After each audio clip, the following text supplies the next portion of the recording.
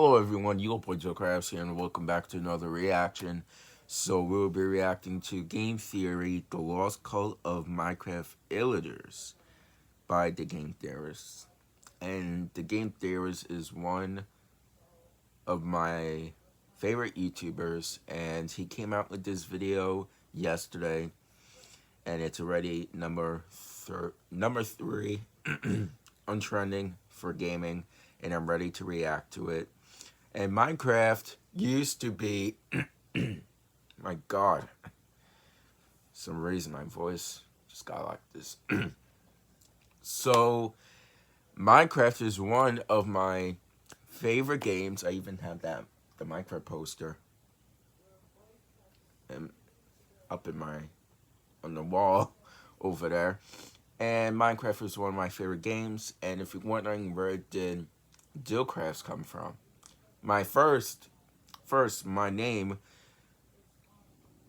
I actually, this is my second name that I changed. My first one was actually Minecraft and then I thought that it sounded like crap, so I changed it. I put it DylCraftZ, and then I noticed that other people had DylCraftZ, so I just put a Z, a capital Z, or doesn't matter, to make DylCraftZ, not S.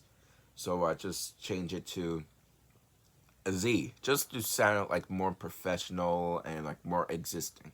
You guys know? So other than that, I hope you guys enjoyed. Make sure you guys like, comment, subscribe, turn post notifications so you guys will stay notified on every single video. And we made it, guys. We made it through week 3, I think, of remote learning. So next week after next week, it's gonna be a month of remote learning that we all will be finishing. So, hope you guys enjoyed, and let's go. Go.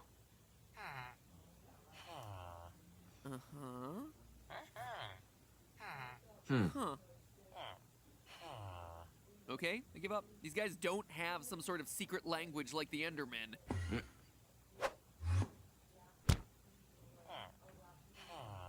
In fact, I'm pretty sure they're just idiots. You don't even know what they're saying anymore. Hello, Internet, and welcome to a diet theory.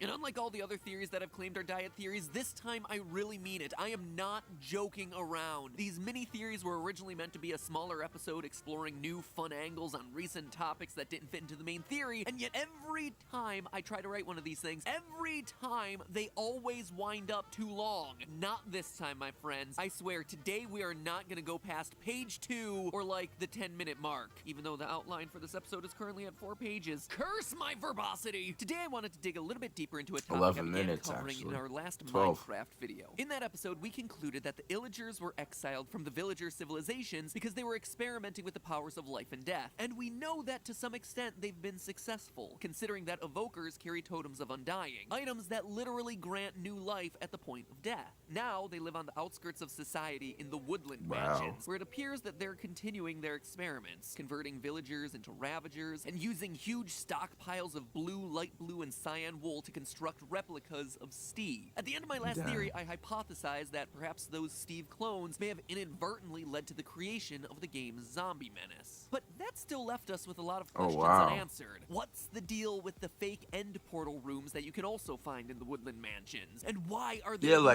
I tried to like do the end portal, and then it didn't work.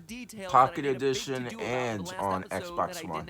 Even on PS4 edition of Minecraft, I tried going to the end, trying to make it the portal in creative, and then it didn't work for some reason. Other villager in the game has themselves green eyes, including other illager types like the evoker. So then why are the Vindicator's eyes specifically blue? Again, something that probably has itself a lore-based explanation out there somewhere. And lastly, a question that I think we were all thinking at the end of the last episode: if the Illagers are indeed trying to create Steve clones, is it possible that they accidentally inadvertently created Herobrine in the process. Who I know is an established creepypasta and isn't an official thing in the game, but still, could he have been? Is it possible that he's an official part of this game's lore? Today we're cracking open the first of this little They three-pack they could have probably even created Herobrine Herobrine this whole To time. a fascinating and incredibly tragic real-life story that may tell us a lot more than we expect about the history of these Minecraft villains. So pull out your netherwort, water, and sugar, my friends. Today we are going swift. As I brought up in the last episode, there are lots of strange rooms hidden throughout the Woodland Mansion hideouts, but none of them are as suspicious as the fake end portal room. Wait, is there like an actual seed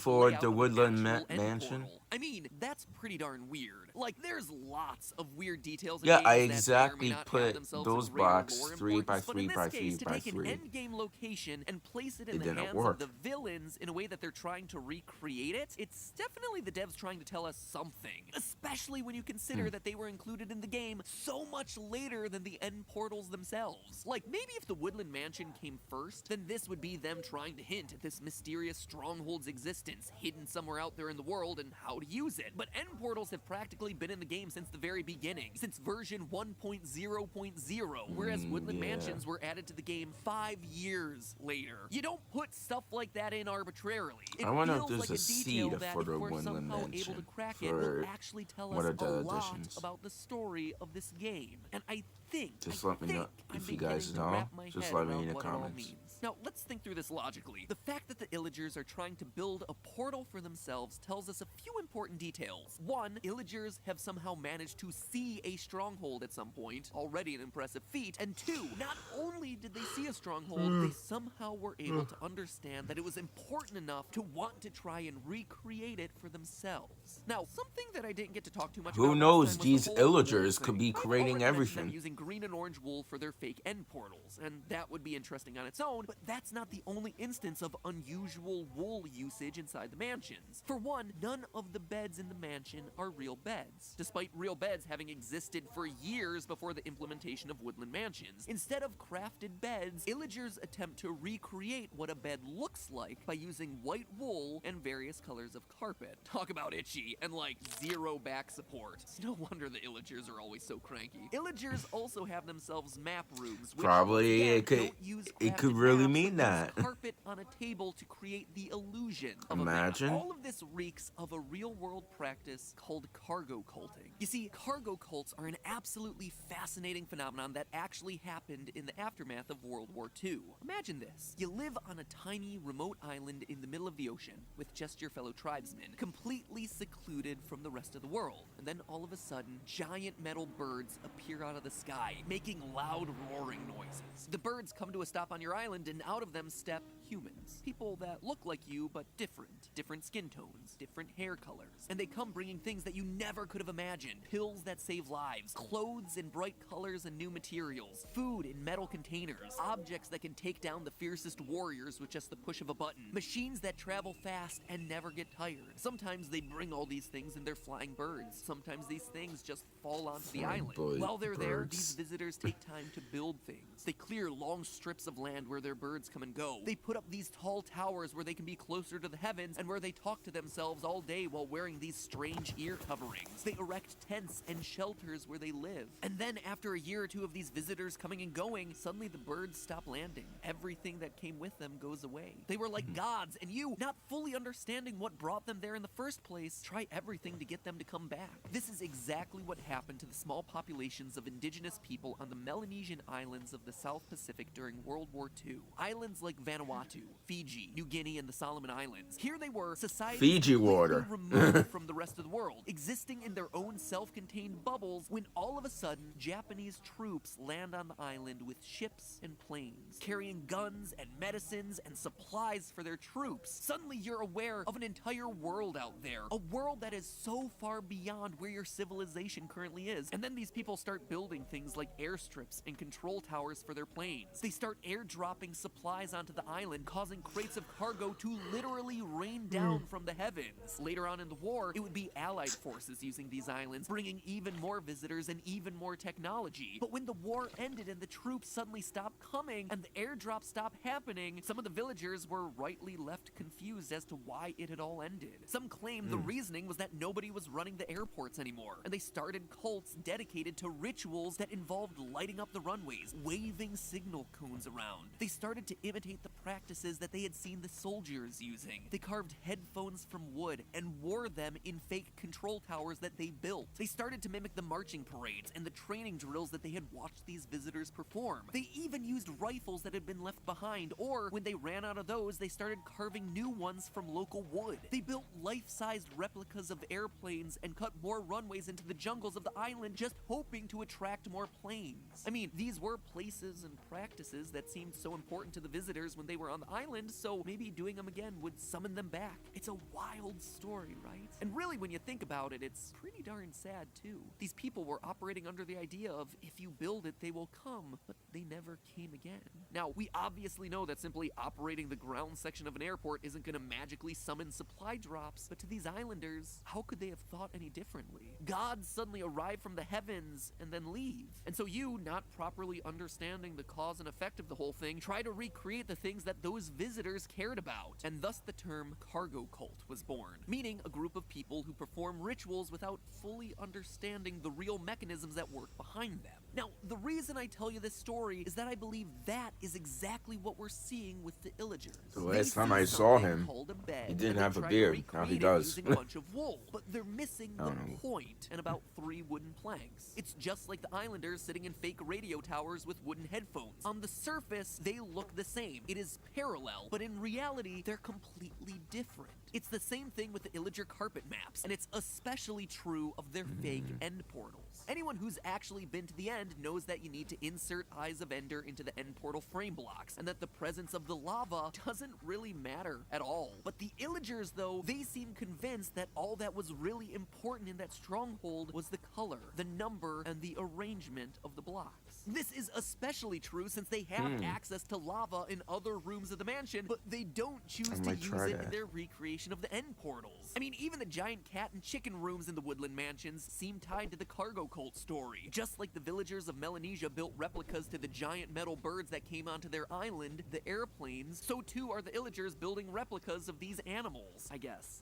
I don't really know. I said earlier in this diet theory that to recreate a portal room, the Illagers had to have first seen a stronghold, and secondly had to understand that it was somehow important. What I think all of this is telling us is that they must have seen an active end portal. It most likely indicates that they saw something go into, or more accurately, come out of that end portal. I think that this may be our strongest evidence yet that the ancient race of builders that we've been talking about throughout all of these Minecraft theories, the one that built the ancient temples and mine shafts of the overworld, that maybe they originated on the other side of one of those portals. They pop on through into the villager and illager world and bring with them the ability to create sophisticated objects like beds and maps, knowledge of how to both mine and craft. But then they leave for some reason, and when they left, there were those who remained that didn't quite get it, and are doing whatever they can to bring them back. Again, I'm not sure, but consider the parallels to the cargo cults. Visitors arrive from another world, they bring with them technology and knowledge that allows them to make magical things, and when they leave, the villagers then mimic their actions. Like I said, I don't know if that's really what's going on here, but to me, it's definitely the best explanation I have right now for all those random rooms and objects in the woodland mansions. Next time we crack into a diet theory, Vindicators, Herobrine, and the truth behind their eyes. Make sure you hit that subscribe button to hopefully be notified when that one gets uploaded. And in the meantime, I hope that your thirst for theories has been quenched, because that was a theory. A diet theory. Low calorie, still filling. How'd I do on time, guys? Oh, you did just great, man. Just great. You shaved off a whole minute from a normal theory. By Zeus, I have to figure out a way to make these things shorter. Meanwhile, you just realized that it's like 11 minutes or more.